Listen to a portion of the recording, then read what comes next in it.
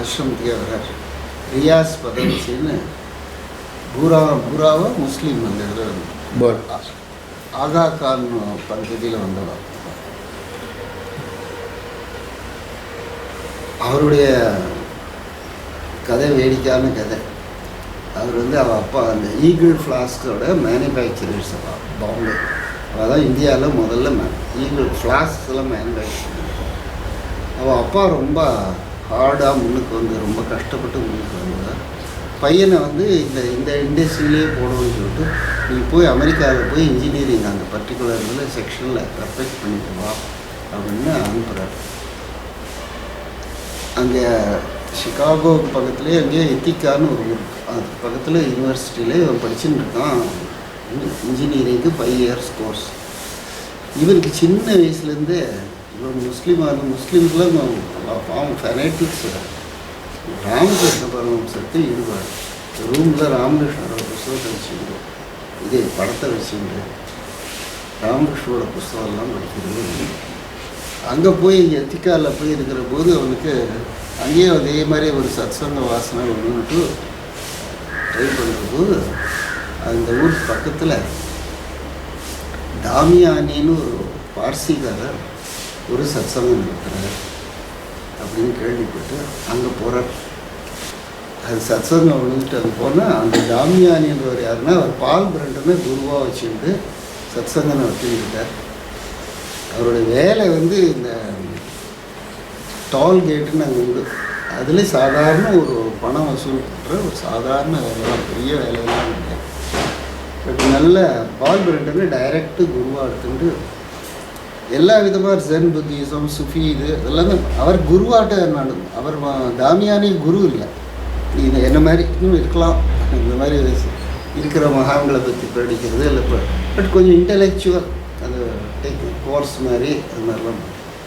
இவன் அங்கே போய் இருக்கிற போது இவனுக்கு பால் பிரண்டனை ரொம்ப பிடிச்சிருக்கு. இவங்க ரொம்ப இன்டலெக்சுவல். இவனுக்கு இப்படி இந்த மாதிரிலாம் பேசினாலும் அப்படியா டெக்னிக்கலாக இந்த புத்தகத்தில் இந்த பேஜில் எல்லாம் சொல்லணும். அதனால் பால் பிரண்டனை ரொம்ப பிடிச்சி போகுது. ஒரேஷியஸ் ரீடர் அவன் ஏகப்பட்டது எழுதி வச்சிருக்கான் பால் பிரண்டன். பட் அவன் பால் பிரண்டனை பார்க்கல. தாமியானி மொழியும் தெரிஞ்சுட்டு பால் பிரண்டனோட கரஸ்பாண்ட். அவர் சுவிட்சர்லாந்தில் வந்து யாரையுமே பார்க்கறதில்ல. அந்த ஸ்டேஜில் லாஸ்ட் ஸ்டேஜெல்லாம் நம்ம மகான்கள் மாதிரி காட்டில் போய் இருக்கிற மாதிரி அவங்க தனியாக இருந்துருக்காரு. பார்க்கணும். நான் இங்கேருந்து கரஸ்பாண்ட் பண்ணதெல்லாம் கூட அந்த பப்ளிஷர்ஸ் ரைடர் அண்ட் கோ லண்டனில் அதுக்கு அனுப்பிச்சுடணும். அவள் ஒருத்தர் தான் கான்டாக்ட் வச்சுருக்காரு. அவர்கிட்ட லெட்டரை எழுதி அனுப்பிச்சிருக்கான். இந்த மாதிரி எனக்கு ரொம்ப ஆர்வம் இருக்குது, ஸ்பிரிச்சுவலாக எனக்கு இத்தனை வயசு தான், நான் இந்த மாதிரி படிக்கிறேன்.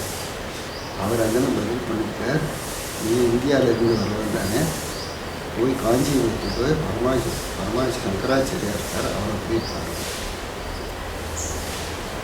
நான் லீவுக்கு வரும்போது அப்பாட்டே அம்மாட்டெல்லாம் சொல்ல முடியாது இல்லையா, நான் சங்கராச்சாரியாரை போய் பார்க்கணுன்னு விடுவேன். கரை கட்டி எடுத்து நடிப்பேன். சொல்லாமல் கொள்ளாமல் ஏதோ ஃப்ரெண்டு பார்க்க போகிறேன், நான் என்ன பண்ணுறது, நல்ல விஷயத்துக்கு போய் சொல்லிட்டேன். அங்கேருந்து பரமாச்சாரியாட்டுனா பரமாச்சாரியாட்டு எல்லோரும் சொல்கிறாங்க, நீ துணுக்க வரமாட்டான். போன உடனே ஆடியன்ஸ் அண்டனை பற்றி எல்லாம் கேட்குறாரு. தனியாக அவனுக்கு ஆடியன்ஸ் கொடுக்கும். நாளைக்கு அவன் வந்தான்னாக்கா அவனை பேச சொல்லணும். ரொம்ப நல்லா சொல்லுவான் பரமாச்சாரியாரோட அவர் இந்த மேனால் உட்காந்துருக்கிற போது கூட ரொம்ப ரெஸ்ட்ரிக்டட் ஆடியன்ஸ் இருக்கும்போது முன்னாடியே சொல்லுவார். அவனுக்கு ஏதோ ஒரு செல்ல பேர் வச்சுருந்தார். அவனுக்கு அவன் முன்னாடி உட்கார வச்சுருந்தார். சரி 2-3 வருஷம் இந்த மாதிரி நடந்துட்டுருக்கு. பரமாச்சாரியார்கிட்ட எப்போ லீவில் வந்தாலும் போய் டைம் ஸ்பெண்ட் பண்ணிட்டு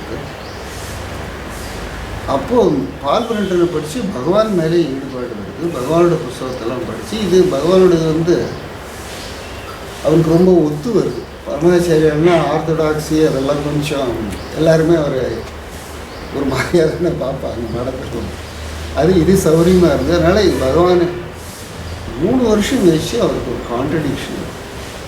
என்னுடைய குரு பகவான் தான் பிடிச்சிருக்கு. அதுதான் சாதனை பண்ணுறார், மாமியார் தான் சாதனை பண்ணுறார். ஆனால் மகா பரமாச்சாரியிட்ட உருக்கம். ஸோ அவருக்கு வரும்போதே அமெரிக்காவிலேருந்து வரும்போது என்னோட குரு வந்து பரமாச்சாரியோட உண்ண மகர்ஷி தான்.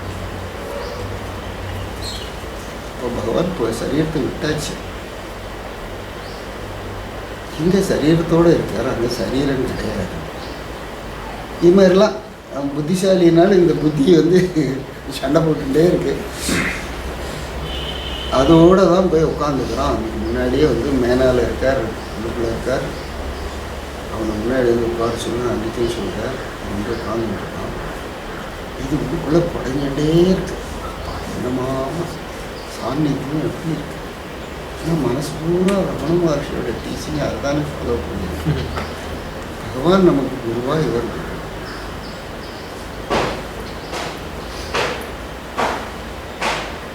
நான் அந்த அவன்கிட்ட தான் பேசுகிறேன்.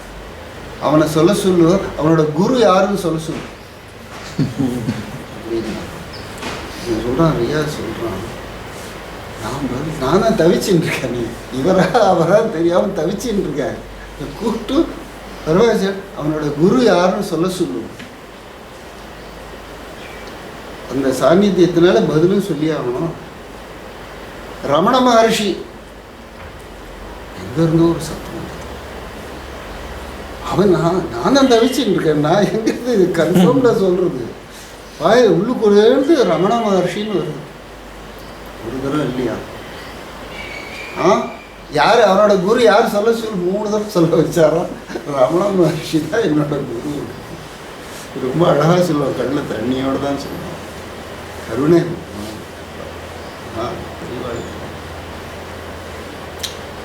ஆச்சரியம். நமக்கு கன்ஃபர்மேஷன், நம்மளுடைய சின்சிரிட்டி தான் என்னை பொறுத்து வரணும். வேதம் இருக்கலாம், எல்லா மகான்கள் இருக்கலாம், எல்லாம் சத்தியம்தான். உனக்கு சின்சிரிட்டி இல்லைன்னா என்ன பிரயோஜனம்?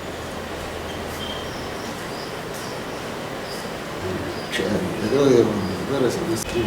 ஆசிரமத்துலேருந்து அவர் வீடு வாங்கி கொடுத்து, அப்போது பொம்னாட்டியில் தங்கக்கூடாதுன்னா ஃபேமிலியோடு ஆசிரமத்துக்கு வந்துட்டா இந்த லேடிஸ்லாம் அந்த வீட்டில் வந்து தங்குவாங்க. அதனால் ஒரு பெரிய வீடே எடுத்து, மாடி வீடு எடுத்து ஆசிரமத்தில் அதுக்கு ஒரு வாடகையெல்லாம் கிடையாது, ஏதோ குத்தகை, அது ஒன்று வருஷம் அது ஒன்று ஒரு மாதிரி ஒரு லீஸ் எடுக்கிற மாதிரி ஆசிரமத்தில் எடுத்துகிட்டு நாங்களும் அங்கே தங்கிட்டோம். வரவாள்லாம் அங்கே தங்குவோம். இப்போ பெரியவா வந்திருக்கா, பட்டணப்பிரவேசம் நடக்கிறது. ராத்திரி 10 மணியோ 11 மணியோ அம்மா எல்லாம் வந்துட்டுருக்கா. நான் சின்ன வயசுலேயே ரொம்ப ரெவல்யூஷனரி, எல்லாத்தையும் முரண்டு பண்ணுவேன், அடி வாங்கிப்பேன். அதை பற்றிலாம் நான் சொன்னது தான். இந்த மாதிரிலாம் பிடிவாதம் உண்டு. மீதி எல்லாம் இவனும் என்னோட சின்னவன், இவன் எல்லாம் முடிச்சு விட்டான், என் அண்ணா முடிச்சு விட்டான், எல்லோரும் முடிச்சு விட்டா. பெரியவா வந்திருக்கா ஆசிரம், நான் முடிச்சுக்க மாட்டேன், எழுந்திருக்க மாட்டேன், பிடிவாதம் படிக்கிறது.